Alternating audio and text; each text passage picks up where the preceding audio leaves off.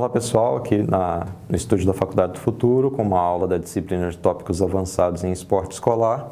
Hoje nós vamos discutir um pouco sobre a relação esporte e valores, tão presente nos debates a respeito de esporte e formação. Pois bem, para introduzir um pouco o assunto sobre a relação entre esporte e valores, a gente pode identificar que ainda paira no imaginário social uma ideia de que o esporte e o envolvimento com sua prática tem uma imagem essencialmente positiva, como se o envolvimento com a prática esportiva impulsionasse as pessoas em direção a um comportamento ético, que vai formar, então, bons cidadãos, como se o esportista fosse um cidadão mais civilizado, mais educado, mais bem formado que o sujeito que não se envolve com o esporte, que as chances do sujeito envolvido com o esporte ser um sujeito mais civilizado são maiores. Pois bem, essa crença ela vai se iniciar lá no ano de 1894, com o movimento olímpico e que culminou depois com o resgate dos Jogos Olímpicos, agora Jogos Olímpicos da era moderna.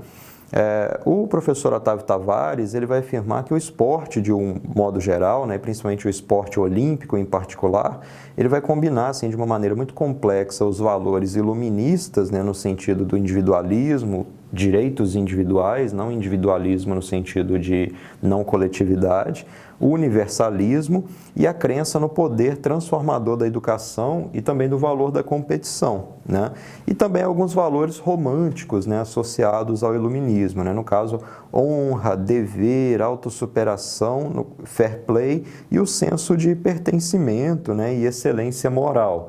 Então, caberia a nós questionarmos assim, os valores orientadores do esporte, eles se mantêm estáveis? Ou então podemos pensar em uma superação dos valores do esporte moderno tradicional? Como é que será que o esporte passou a ser compreendido passado esse período então de surgimento e expansão do movimento olímpico, Caberia, então, a gente estabelecer aqui algumas características do que podemos chamar assim, o que são os valores, no fim das contas, Os valores, então, aparecem como um tipo de crença, é algo em que as pessoas acreditam, de como se deve comportar ou não, em sociedade. Esses valores, eles podem ser positivos ou negativos e eles representam, de certa maneira, modos ideais de conduta. É claro que no que diz respeito ao valor negativo, é a negação de uma maneira em que não se deve se comportar, Um outro ponto é que os valores eles são adquiridos a partir do processo de socialização, a partir da convivência uns com os outros em sociedade, em que nós iremos adquirir o que nós chamamos de valores, A socialização nesse sentido, então, segundo o Dunbar, é a construção de um mundo vivido nas relações sociais, que pode ser desconstruído e reconstruído ao longo da existência. Então, nós já temos um primeiro ponto para identificar que talvez os valores de hoje não sejam os mesmos valores daquele momento de surgimento do movimento olímpico, Então, o Dunbar, repetindo aqui a citação dele, a socialização é a construção de um mundo vivido, podendo ser desconstruído e reconstruído ao longo da existência. Então, os valores, enquanto modos ideais de conduta, se modificam desde o surgimento do movimento olímpico ou será que eles continuam os mesmos, Será que a sociedade é a mesma também? Então, pegando um gancho lá com o Zygmunt Bauman, que vai tentar explicar a sociedade a partir de uma perspectiva de liquidez, são características marcantes da sociedade contemporânea a instantaneidade, nós queremos as coisas muito rápido, a superficialidade, nós não nos envolvemos muito profundamente com as nossas experiências, e a instabilidade, as coisas mudam muito rapidamente. De forma geral, as pessoas têm buscado um prazer imediato, o que acaba marcando a essência das pessoas, pelo egoísmo, pelo egocentrismo, consumismo, individualismo e a diferença. O que isso vai ter a ver com os esportes, Há um choque, então, um atrito de valores de duas gerações, e isso vai acabar levando ou criando o chamado catalisador de uma mudança e ressignificação desses valores. Se eu tenho uma geração que diz que os valores não são adequados e se eu tenho uma outra geração que anseia por mudanças, então esse conflito, esse atrito vai ser esse catalisador de uma mudança, Será que nós estaríamos vivendo então uma crise de valores, como o senso comum julga? Bom, essa ideia de crise de valores traria uma ideia de que os valores morais estariam doentes, né? Porque as pessoas não têm mais os mesmos valores que tinham antigamente, né? Citando uma fala muito comum das pessoas comuns em sociedade, é de que este mundo está perdido, né? E logo correndo perigo, então, de extinção, né? Então, aqueles valores que a gente acreditaria passariam a não existir mais e o mundo beiraria o caos, né? Remeteria à presença ou ausência, né, de uma legitimação moral.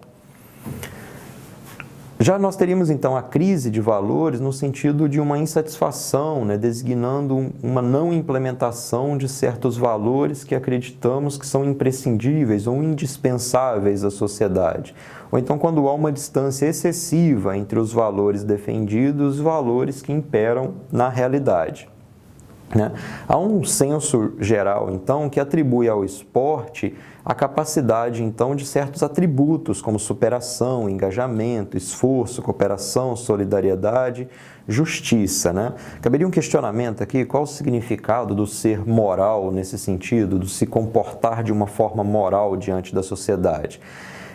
O esporte, então, teria essa capacidade de contribuir para a formação desse ser moral, resgatando valores que são considerados importantes para a vida em sociedade, né? Os jovens, principalmente, eles vão carecer, então, de uma bússola moral, né? O que nós podemos chamar de uma referência para a própria formação deles, né? Cada uma das crianças, dos adolescentes, dos jovens, carece fundamentalmente de encontrar no desporto, ou na pluralidade dos desportos, o acompanhamento e sinais claros para a sua própria orientação, né? Então, o sujeito experimenta,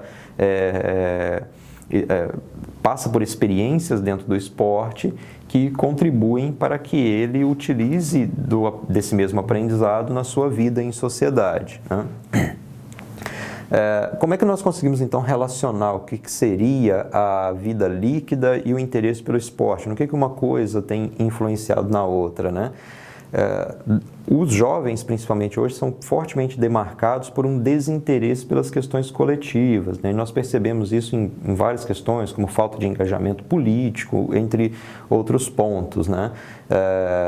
Nesse sentido, então, no que diz respeito à prática esportiva, cada vez mais esses sujeitos têm preferido outras atividades que não a prática esportiva e que não, principalmente, a prática esportiva coletiva, né? Eles têm buscado atividades físicas em academia, esportes de aventura, de contato com a natureza, atividades individuais, fitness, né? Frequentemente tendo como motivação a individualização, o lazer ou o entretenimento. Então vai surgir, então, um novo público, né, que é aquele que não tem interesse pelos esportes coletivos e seus valores sociais de cooperação, trabalho em equipe e tudo mais, mas sim aqueles que estão buscando manter sua saúde, que vão buscar sua excitação sozinhos, né, no seu horário, na sua preferência, no seu esquema pessoal, né? Então, os jovens abraçam valores da expressividade, de sedução, do hedonismo, combinando o prazer, por exemplo, na vida sexual, com o prazer no trabalho, o prazer com os amigos, etc., né? As éticas sociais com o cunho puritanista, né, com os seus partidários do trabalho, da poupança, da submissão, do controle, da disciplina, e que orientam as gerações mais velhas, estão a dar lugar, então, paulatinamente, gradativamente, a éticas individualistas, né, com um cunho marcado hedonista agora, de desfrute da vida, de consumismo, de ilusões, fantasias e desejos, principalmente entre os jovens. Então, uma transição, então, entre aqueles valores que orientam um grupo, né, ou que orientaram uma geração, e aqueles valores que orientam um outro grupo, ou uma outra geração, né? O que a gente pode fazer em relação a isso? O que caberia e estaria ao alcance da educação física como parte integrante da formação dos jovens, né?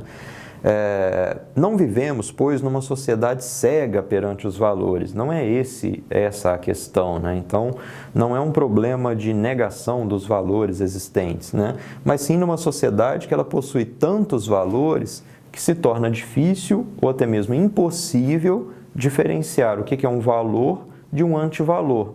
Então, condutas que são consideradas muito importantes para os jovens né, as pessoas mais velhas vão considerar como atos de rebeldia, né? Então, os jovens anseiam por liberdades individuais, né? E normalmente as pessoas mais velhas, as gerações mais velhas, vão reclamar que os jovens hoje têm muita liberdade e que é preciso retornar aos tempos mais antigos, né, com mais controle, porque essa seria a fórmula que mais funcionaria. Nesse sentido, a gente pode estabelecer que a aprendizagem ela se dá por diferentes pontos, né? Então, tem 4 pontos aqui pelos quais a aprendizagem se dá. Num primeiro momento, ela se dá pela associação e pela imitação, né? E essa associação e imitação, ela está diretamente relacionada ao comportamento do sujeito, do aluno, do aprendiz, do jovem, né? E ela também se dá por um processo de comunicação e persuasão. Essas duas últimas se relacionam principalmente ao papel do formador, seja ele o pai, seja ele o professor, seja ele o treinador, né? Então, a partir disso, seria possível construir um diálogo em que não haja um conflito tão explícito e tão evidente entre os valores que caracterizam uma geração e outra geração, mas que haja, de fato, uma transição, né? E que o jovem também consiga perceber que ele tem o seu lugar de fala e que esse lugar de fala também é respeitado e que as pessoas não querem, as gerações mais velhas não querem exatamente estabelecer um controle, restringir sua liberdade ou mesmo tirar o seu direito de fala.